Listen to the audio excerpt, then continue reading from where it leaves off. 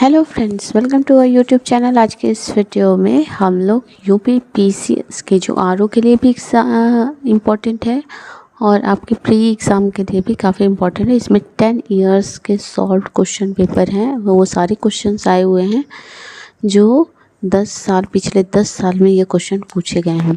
ठीक है, तो पीछे हमने टॉपिक 1, 2, 3 कवर कर लिया था एनवायरनमेंट का। अगर आपसे वो मिस हो गया है तो इसके डिस्क्रिप्शन में प्लेलिस्ट पड़ी है, वहाँ से आप चेक कर सकते हैं। चलिए बिना देर के स्टार्ट करते हैं टॉपिक 4, क्वेश्चन नंबर 55। ठीक है, पारिस्थितिक निकेत के संदर्भ में निम्नलिखित कथनों में से कौन से सही है। ठीक है, ये टॉपिक एक बार देख लीजिए। टाइप्स ऑफ इकोसिस्टम या ट्रांसमिशन ऑफ मटेरियल्स को पारिस्थितिकी तंत्र के प्रकार एवं पदार्थों का संचारण कहते हैं। ठीक है, पारिस्थितिकी निकेत मतलब नीच होता है। ठीक है, यह उन स्थितियों की श्रेणी को प्रतिनिधित्व करता है जो संसाधनों के उपयोग और पारिस्थितिकी तंत्र में उसकी कार्यात्मक भूमिका को सहन कर सकती हैं। दूसरा, प्रत्येक प्रजाति का एक अलग स्थान होता है।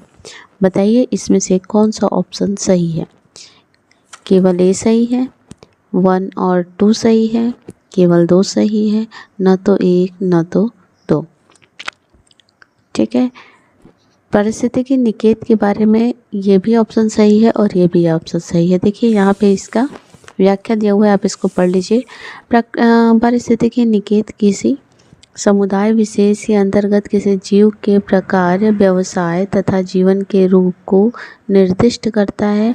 यह एक प्रक्रिया है जिसमें कोई जीव अपने जीवित रहने के लिए आवश्यक भौतिक, रासायनिक, जैविक कारकों को निरंतर कायम रखता है। यह उन स्थितियों की श्रेणी का प्रतिनिधित्व करता है जो संसाधनों के उपयोग और पारिस्थितिकी तंत्र में उसकी कार्यात्मक भूमिका को सहन कर सकता है। प्रत्येक प्रजाति का एक अलग निकेत होता है। पारिस्थितिकी निकेत शब्द का प्रयोग सर्वप्रथम जोसेफ ग्रीनेल ने 1917 में किया था। ठीक है, ये बात आप ध्यान में रखेंगे कि जोसेफ ग्रीनेल ने इसका सबसे पहले 1917 में किया था। ठीक है, नेक्स्ट क्वेश्चन पे आते हैं। पारिस्थितिकी तंत्र में एक पोषी स्तर से दूसरे पोषी स्तर में स्थानांतरण में ऊर्जा की मात्रा बढ़ती है, घटती है, स्थिर रहती है, बढ़ सकती है या घट सकती है। बताएं इसका सही उत्तर क्या है। पारिस्थितिकी तंत्र में पोषी स्तर जो होता है, स्तर बढ़ते रहते हैं, तो उसमें एक स्तर से दूसरे स्तर पे जाते हैं तो उसकी ऊर्जा घटती है या बढ़ती है, या स्थिर रहती है या दोनों होती है। ठीक है, तो इसका ऑप्शन है घटती है। ठीक है, ऑप्शन बी। लिंडमान के 10% के नियम के अनुसार एक पोषण स्तर से दूसरे पोषण स्तर में मात्र 10% ऊर्जा ही हस्तांतरित होती है। अतः स्पष्ट है कि एक पोषी स्तर से दूसरे पोषी स्तर में स्थानांतरण में ऊर्जा की मात्रा क्रमशः घटती जाती है। इसी प्रकार ऊर्जा का प्रवाह एक दिशीय होता है तथा इसके चक्रण पुनर्चक्रण नहीं होता। ठीक है, आई होप आप लोगों को समझ में आ रहा होगा। कोई भी दिक्कत, कोई भी प्रॉब्लम है तो आप कमेंट बॉक्स में कमेंट करके पूछ सकते हैं। नेक्स्ट क्वेश्चन, कथन और कारण। भोजन जालों में विविधता वृद्धि पारिस्थितिकी तंत्र की स्थिरता को बढ़वा देती है। ठीक है, दूसरा, वह पारिस्थितिकी तंत्र की समुत्थान शक्ति को बढ़ाती है। ठीक है, ए और आर दोनों सही है तथा ए आर की सही व्याख्या है। ए आर दोनों सही है किंतु ए आर की सही व्याख्या नहीं है। ए सही किंतु आर गलत, ए गलत किंतु आर सही। ठीक है, ये दोनों ही सही है और व्याख्या भी सही है। ठीक है, भोजन की दृष्टि से खाद्य श्रृंखला में उत्पादक जैसे कि पौधे हैं, उपभोक्ता जैसे कि जंतु एवं अपघटक जैसे कि कवक और जीवाणु के बीच घनिष्ठ संबंध होते हैं। ठीक है, प्रकृति में खाद्य श्रृंखलाएं कहीं न कहीं आपस में संबंधित होती हैं, अर्थात एक खाद्य श्रृंखला के जीवधारियों का संबंध दूसरी खाद्य श्रृंखलाओं के जीवधारियों से होता है। इस प्रकार अनेक खाद्य श्रृंखलाओं के पारस्परिक संबंध को खाद्य जाल यानी कि फूड वेब कहते हैं। खाद्य जाल एक संपूर्ण समुदाय के सभी जीवों में संबंध स्थापित करता है। इससे यह भी स्पष्ट होता है कि खाद्य जाल में ऊर्जा का प्रभाव एक दिशीय होते हुए भी कई पथों से होकर गुजरता है। ठीक है, आइए नेक्स्ट क्वेश्चन देखते हैं। कथन और कारण। सूर्याभिताप जैवमंडलीय पारिस्थितिकी तंत्र के लिए सबसे महत्वपूर्ण ऊर्जा स्रोत क्या है? सौर विकिरण हरे पौधों द्वारा भोजन तथा रासायनिक ऊर्जा में परिवर्तन हो जाता है। ठीक है, कह रहा है। ठीक है, तो ए और आर दोनों सही है और व्याख्या भी सही है। ए आर दोनों सही है लेकिन व्याख्या गलत है। ए भी सही, आर गलत, ए गलत, आर सही। ठीक है, तो ये पता है सूर्याभिताप जैव मंडलीय पारिस्थितिकी तंत्र के लिए सबसे महत्वपूर्ण ऊर्जा स्रोत है जो सूर्य का ताप होता है, तो ये भी बात सही है। जो सौर विकिरण हरे पौधे द्वारा भोजन तथा रासायनिक ऊर्जा में परिवर्तन होता है। ठीक है, जो सूर्य की ऊर्जा होती है वो जो फोटोसिंथेसिस होता है, प्रकाश संश्लेषण की प्रक्रिया में, वो जो है ग्लूकोज में दूसरे रासायनिक में परिवर्तन हो जाता है, तो ये भी बात सही है। ठीक है, आइए नेक्स्ट क्वेश्चन देखते हैं जिसको ग्लूकोज कहते हैं। पारिस्थितिकी तंत्र के संदर्भ में निम्नलिखित कथनों पर विचार कीजिए। स्वपोषी या स्वपोषणज स्तर में उत्पादन को प्राथमिक उत्पादकता कहा जाता है। द्वितीयक उत्पादक का संघर्ष परपोषी या विषम पोषणजक पोषणज स्तर के उत्पादन से है। ए सही, बी सही, ए और बी सही, न तो ए सही न तो बी सही। ठीक है, तो इसका ऑप्शन है दोनों ही सही है। स्वपोषी स्तर पर उत्पादन को प्राथमिक उत्पादकता कहा जाता है जबकि परपोषी स्तर के उत्पादन को द्वितीय उत्पादकता कहा जाता है। ठीक है, ये स्वपोषी जो होता है ये प्राइमरी प्रोड्यूसर होते हैं। ठीक है, और जो परपोषी होते हैं ये आपके सेकेंडरी प्रोड्यूसर होते हैं। पारिस्थितिकी तंत्र में जैविक संगठनों को दो मुख्य भागों में विभाजित किया जाता है, स्वपोषी संगठक और परपोषी संगठक। ठीक है, खाद्य श्रृंखला फूड चेन में मानव है। फूड चेन में मानव क्या है? एक निर्माण है, केवल प्राथमिक उपभोक्ता है, केवल द्वितीयक उपभोक्ता है, प्राथमिक तथा द्वितीयक उपभोक्ता है। ठीक है, ये प्राथमिक उपभोक्ता भी है और दूसरा ये द्वितीयक उपभोक्ता भी है खाद्य श्रृंखला में।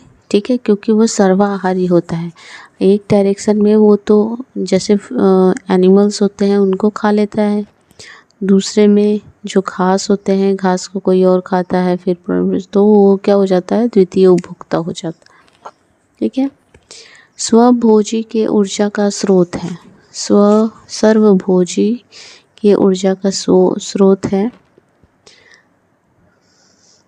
ठीक है, प्राथमिक उत्पादक एवं प्राथमिक उपभोक्ता, प्राथमिक उपभोक्ता एवं द्वितीय उपभोक्ता, प्राथमिक उत्पादक एवं उपभोक्ता मांसभक्षी, प्राथमिक उत्पादकता मांसभक्षी एवं अपघटक।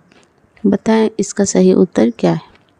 ठीक है, प्राथमिक उत्पादक एवं उपभोक्ता और मांसभक्षी, उसको क्या कहा जाता है? सर्वभोजी। सर्वभोजी आहार श्रृंखला में एक उपभोक्ता वर्गीकरण है। इसका अर्थ है सब कुछ खाने वाला, जिसको सर्वाहारी भी कहा जाता है। यह उन ऊर्जा की आवश्यकताओं को पादपों एवं जानवरों दोनों से मिलने वाली रासायनिक पोषक पदार्थों से पूरी कर लेता है। इस प्रकार इनके भोजन का स्रोत प्राथमिक उत्पादक और उपभोक्ता और मांसभक्षी है। ठीक है, नेक्स्ट है पारिस्थितिकी तंत्र में उच्चतम पोषण स्तर प्राप्त है शाकाहारी को, मांसाहारी को, अपघटक को या सर्वाहारी को?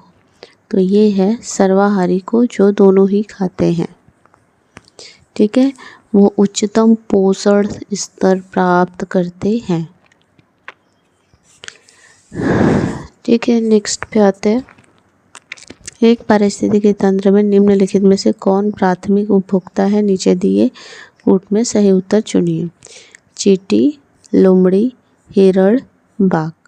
ठीक है, प्राइमरी उपभोक्ता वो होते हैं जो घास खाते हैं। तो घास खाते हैं तो एक तो ये हो जाएगा हिरण और दूसरी में हो जाएगी चींटी। ठीक है, तो इसका 1 और 2 ये वाला ऑप्शन सही हो जाएगा। शाकभक्षी प्राणी प्राथमिक उपभोक्ता होते हैं क्योंकि ये उत्पादकों के सहारे जीते हैं, पौधों के सहारे। जंगल में ऐसे प्राणी होते हैं कीड़े मकोड़े, जल थलधारी, सरीसृप, पक्षी और स्तनपायी। ठीक है, ये कौन होते हैं? कीड़े मकोड़े होते हैं सारे, जल थलचारी होते हैं, सरीसृप होते हैं, चींटी एवं हिरण प्राथमिक उपभोक्ता है, जबकि बाघ और लोमड़ी द्वितीय उपभोक्ता है। नेक्स्ट देखते हैं, पारिस्थितिकी तंत्र के अनुसार कौन सा घटक जैव तथा अजैव जगतों के बीच मध्यस्थ की भूमिका निभाता है? उत्पादक, उपभोक्ता, वियोजक या आवास क्षेत्र? वियोजक है, तो योजक मतलब जोड़ने वाला। ठीक है, तो ये वियोजक ही हो जाएगा, इसमें कुछ देखने की ज़रूरत नहीं है। नेक्स्ट क्वेश्चन, जलीय पर्यावरण में डीडीटी सांद्रण के आकलन के आधार पर आहार श्रृंखला में प्रदूषण का स्तर निम्नलिखित अनुक्रम में बढ़ता है। जलीय पर्यावरण में, ठीक है। नेक्स्ट है ऑप्शन है पक्षी, मछली, घोंघा, जलपादप, घोंघा, मछली, पक्षी, घोंघा, जलपादप, मछली, पक्षी, घोंघा, मछली, पक्षी, जलपादप। ठीक है, तो पहले जलपादप होगा, फिर घोंघा होगा, फिर मछली होगा। ठीक है, जलीय पर्यावरण में डीडीटी सांद्रण के आकलन के आधार पर आहार श्रृंखला में प्रदूषण का स्तर निम्न अनुक्रम में बढ़ता है। जलपादप में सबसे कम, फिर घोंघा, फिर मछली, फिर पक्षी। नेक्स्ट क्वेश्चन, निम्न में से कौन सा कथन सही है? जैवमंडलीय पारिस्थितिकी तंत्र में ऊर्जा का प्रवाह एक दिशात्मक होता है। जैवमंडलीय पारिस्थितिकी तंत्र में ऊर्जा का प्रवाह चक्रीय होता है। प्राकृतिक पारिस्थितिक तंत्र में बढ़ते पोषण तत्व स्तर के साथ ऊर्जा का सापेक्ष क्षय घट जाता है। प्रगामी बढ़ते पोषण स्तर के साथ प्रजातियां सुलभ ऊर्जा का उपभोग करने में कम दक्ष हैं। ठीक है, इसका सही ऑप्शन ये होगा क्योंकि वो एक दिशात्मक होता है। नेक्स्ट क्वेश्चन देखते हैं, पारिस्थितिकी तंत्र में तत्वों के चक्रण को क्या कहते हैं? पारिस्थितिकी तंत्र में तंत्र के तत्वों के चक्रण को क्या कहते हैं? रासायनिक चक्र, जैव भू रासायनिक तंत्र, भूवैज्ञानिक चक्र या भूरा रासायनिक तंत्र। तो इसको क्या कहता है? जैव भू रासायनिक तत्व। ठीक है, जैव भू, इसको क्या कहा जाता है? बायो जियो केमिकल साइकिल। नेक्स्ट क्वेश्चन, सौर ऊर्जा की सबसे महत्वपूर्ण भूमिका है। ठीक है, सौर ऊर्जा सबसे ज़्यादा क्या करती है? कार्बन चक्रण में, ऑक्सीजन चक्रण में, नाइट्रोजन चक्रण में या जल चक्रण में। ठीक है, इवापोरेशन इसी के कारण होता है, तो जल चक्रण में सबसे ज़्यादा होगा। नेक्स्ट क्वेश्चन, निम्नलिखित में से कौन अधिकतम कुशलतापूर्वक सौर ऊर्जा को रासायनिक ऊर्जा में परिवर्तन करता है? क्लोरेला, बाघ, केचुआ, कसकुटा। ठीक है, तो इसका सही ऑप्शन हो जाएगा क्लोरेला। ठीक है, क्लोरेला क्या करता है ये देखते हैं। ये कुशलतापूर्वक रासायनिक ऊर्जा में परिवर्तन कर देता है क्योंकि ये एक शैवाल की एक प्रजाति है, काई है। ठीक है, ये अंतरिक्ष यात्री को प्रोटीन युक्त भोजन, जल और ऑक्सीजन प्राप्त करता है। ये वो काई है जो खाने वाली काई होती है, ये प्रोटीन देती है। क्लोरेला। ठीक है, ये शैवाल शीघ्रता से प्रजनन करते हैं तथा कार्बन डाइऑक्साइड का प्रयोग करके भोजन बनाते हैं। कार्बन डाइऑक्साइड ग्रहण करने के उपरांत शुद्ध ऑक्सीजन छोड़ते हैं। प्रोटीन संश्लेषण के लिए नाइट्रोजन के स्रोत के रूप में यह शैवाल मल तथा मूत्र के उत्पन्न पदार्थों का उपयोग कर लेते हैं। ठीक है, इसका नाम क्लोरेला है, ये बात आप ध्यान रखेंगे। निम्नलिखित में से कौन सा जीव अपना भोजन अकार्बनिक पदार्थों से निर्मित करता है? ठीक है, कार्बनिक नहीं खाते हैं, ये क्या खाते हैं? अकार्बनिक। पहला है चींटी, दूसरा है विषाणु, तीसरा है रबर का पौधा, डी है कुकुरमुत्ता। ठीक है, तो अकार्बनिक कौन खाता है? रबर का पौधा खाता है, बाकी सब कार्बनिक खाते हैं। ठीक है, फिर कथन और कारण आया। ऊर्जा का पिरामिड सर्वदा सीधा खड़ा होता है। जब ऊर्जा एक पोषण स्तर में दूसरे में प्रवाह करती है तो हर पद में कुछ ऊर्जा की प्राप्ति होती है। ठीक है, इसमें तो ये तो प्राप्ति नहीं होती है, उसमें क्या होता है? क्षय होता है, मतलब कि वो 10% घटते जाता है। तो ये ऑप्शन गलत हो जाएगा, इसका सही हो जाएगा ए सही है और आर गलत है। इसमें कुछ बताने की ज़रूरत नहीं है क्योंकि ये पिछले क्वेश्चन में आ चुका है। निम्नलिखित में से किस पारिस्थितिकी तंत्र में पौधों का जैविक पदार्थ अधिकतम है? पौधों का जैविक पदार्थ अधिकतम होता है। उष्णकटिबंध पतझड़ वन, उष्णकटिबंधीय वर्षा वन, शीतोष्ण पतझड़ वन, रेगिस्तानी झाड़ियाँ। यहाँ पे सबसे कम होगा, यहाँ पे भी कम होगा, सबसे ज़्यादा कहाँ होगा? उष्णकटिबंधीय वर्षा वन, जहाँ पे वर्षा हो रही होगी। ठीक है, ये कहाँ पाया जाता है? दक्षिण और उत्तर में लगभग 10 डिग्री अक्षांश के मध्य में पाया जाता है। नेक्स्ट क्वेश्चन, सुपोषण के संदर्भ में निम्नलिखित में से कौन से कथन सही है? यह जल निकाय के पोषक तत्व सर्वगठन की घटना है, सर्वधन की घटना है। यह जल में घुलित ऑक्सीजन को कम करता है। ठीक है, सुपोषण की बात हो रही है। सुपोषण मतलब यूट्रोफिकेशन। यूट्रोफिकेशन क्या होता है? सबसे पहले आइए ये देख लेते हैं। जल में अजैविक तथा जैविक पोषण तत्वों को साद्रण में वृद्धि को सुपोषण कहते हैं। ठीक है, उसमें क्या करता है? सांद्रण में वृद्धि कराता है ये। घरेलू कूड़ा कचरा, नाइट्रोजन और फॉस्फोरस की बहुलता वाले उर्वरक के अंश, भूस्राव तथा औद्योगिक कचरा जब जल निकायों में मिलता है तो जल निकायों में बड़ी तीव्रता से पोषक तत्वों की वृद्धि होती है। पोषक तत्वों में वृद्धि से शैवाल में भी तीव्र वृद्धि होती है, जिस कारण सूर्य का प्रकाश जलीय पौधों तक नहीं पहुंच पाता है। जलाशयों में ऑक्सीजन की कमी के कारण बड़ी संख्या में जलीय जीवों का विनाश होता है। ठीक है, इसको क्या कहा जाता है? यूट्रोफिकेशन। तो जब जल निकाय के पोषक तत्व सर्वगठन की घटना है, यह जल में घुलित ऑक्सीजन को कम करता है। ठीक है, तो ऑक्सीजन को कम करता है, ये बात तो सही है, ये बात सही है। और यह जल निकाय के पोषक तत्व सर्वधन की घटना है, ये भी बात सही है। तो option C will be correct. Okay, आइए नेक्स्ट देखते हैं। इकोसिस्टम के संबंध में निम्न में से क्या सत्य है? प्राथमिक उपभोक्ता उत्पादक पर न्यूनतम रूप से आश्रित है। प्राथमिक उपभोक्ता उत्पादकों से संख्या में अधिक होते हैं। उत्पादक प्राथमिक उपभोक्ता से अधिक होते हैं। द्वितीय उपभोक्ता अधिकतम होने के साथ साथ बहुत ही शक्तिशाली होते हैं। तो ये बात सही है क्योंकि उत्पादक जो है वो प्रथम उपभोक्ता से अधिक होते हैं। ठीक है, अब नेक्स्ट टॉपिक है पर्यावरण प्रदूषण या फिर इन्वायरमेंटल पॉल्यूशन, जिसको हम नेक्स्ट वीडियो में पढ़ेंगे और इसके क्वेश्चन भी सॉल्व करेंगे। आप यहाँ पे भी देख सकते हैं, ये पिछले 10 साल के पूछे गए सारे प्रश्न हैं जो मैं आपको यहाँ पे रिपीट करा दे रही हूँ। कोई क्वेश्चन ऐसा नहीं होगा जिससे आपको क्वेश्चन नहीं बनेगा, सारे क्वेश्चन यहीं से आएंगे और इसका हम आपको सारा प्रैक्टिस करा देंगे। इसके बाहर से कुछ भी नहीं आएगा। अगर आप 10 साल का पढ़ के चले जाएंगे तो आप सारा क्वेश्चन कर लेंगे, वो भी बहुत ईज़िली। आपका कॉन्सेप्ट क्लियर हो जाएगा।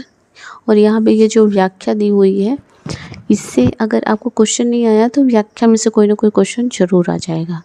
ठीक है, तो बेटर है कि आप इसको अच्छे से पढ़ें और अच्छे से तैयार करें। आपको कोई भी क्वेश्चन, कोई भी क्वेरी, कोई भी डाउट है तो आप कमेंट बॉक्स में कमेंट करके पूछ सकते हैं। अगर आपको इसका इंग्लिश वर्जन भी चाहिए तो भी आप मुझे कमेंट करके बता सकते हैं। मैं कोशिश करूँगी कि आपको जल्द से जल्द इसका इंग्लिश वर्जन भी मिल जाए।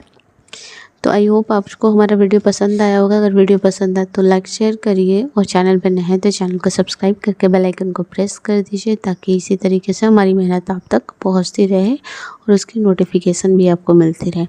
आज के वीडियो में इतना ही, मिलते हैं नेक्स्ट वीडियो में। और एक बात, अगर आपसे कोई भी वीडियो मिस हो जा रही है तो डिस्क्रिप्शन बॉक्स में आपको लिंक प्रोवाइड कर दी गई है प्लेलिस्ट की, जहाँ UPPSC से रिलेटेड सारे भी क्वेश्चन पेपर वहाँ पे अवेलेबल हैं।